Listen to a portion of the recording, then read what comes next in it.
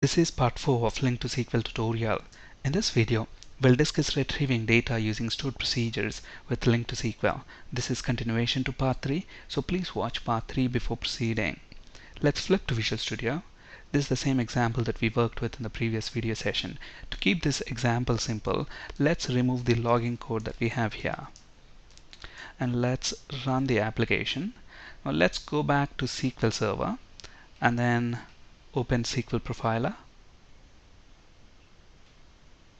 Let's run a new trace and let's click this Get Data button. And if you notice SQL Profiler, this is the SQL query that gets executed against the underlying database. Now instead of this ad hoc SQL statement, we want a select stored procedure to be executed. So let's look at the steps involved. So the first step is to actually create the stored procedure itself. And if you look at the select stored procedure here, it's pretty straightforward with a single select statement. So here we are selecting all the columns from employees tables. And to speed things up, I already have the stored procedure here. So let's go ahead and execute this SQL. And let's refresh the stored procedures folder. So there we have the get employees stored procedure. Now let's go back to Visual Studio. And let's view the Server Explorer,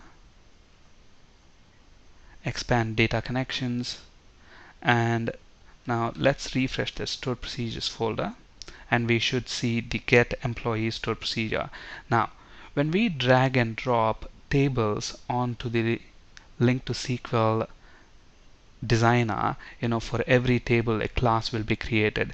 Similarly, when we drag and drop a stored procedure onto this designer surface, an equivalent C# method will be created. So here we have classes for department and employees tables.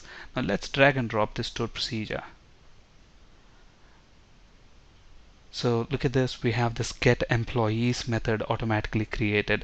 Look at the name of the method, it matches with the name of the stored procedure. Okay, so all that is left now is to actually invoke this method, and within the code behind file, at the moment, this is the LINQ query that we are issuing. Instead of that, we have the db context object. So db context dot get employees. Look at this. Let's run the application. Let's clear this trace and let's click Get Data button. So we have the employee data loaded. Let's stop this and look at this. So if you look at this trace here, notice that Get Employee stored procedure is executed.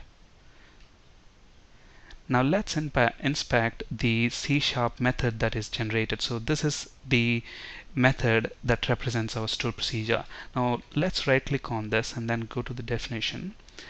And if you look at the return type of this method, look at this, it is returning something called I single result of get employee result.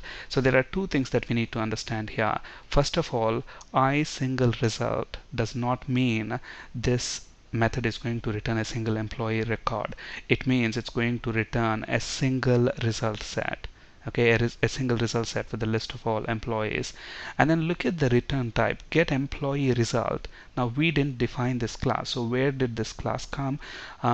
It is auto-generated. Okay, and if you look at the naming convention, it follows get employees is the name of the stored procedure, and then to that this result word is appended. So get employees result is the return type. Now is it possible to modify the return type of this method? Absolutely, and there are two ways we can do that. Now if you look at this get employees method, what are we actually expecting this method to return? A list of employees, right? So we want this method to return an employee type.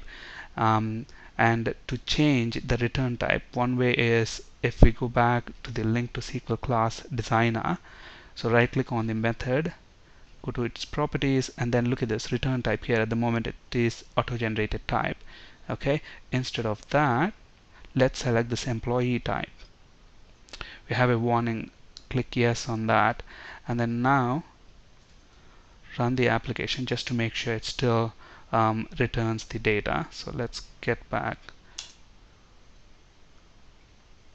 So we still get the data.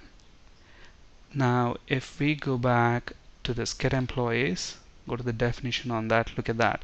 Now the result return type is employee, so I single result of employee. Okay, so that's one way. Another way is at the time of creating the stored procedure, we have a way to modify the return type. Now if we go to the Server Explorer and if we drag and drop this directly on the designer surface, then by default it uses the default naming convention, that is the name of the stored procedure plus result word. Okay, now if I drag and drop this on this employee type, then the return type of this stored procedure is going to be employee. So now if we, let's save the changes, let's go to get employees, go to definition, and look at that, its return type is employee.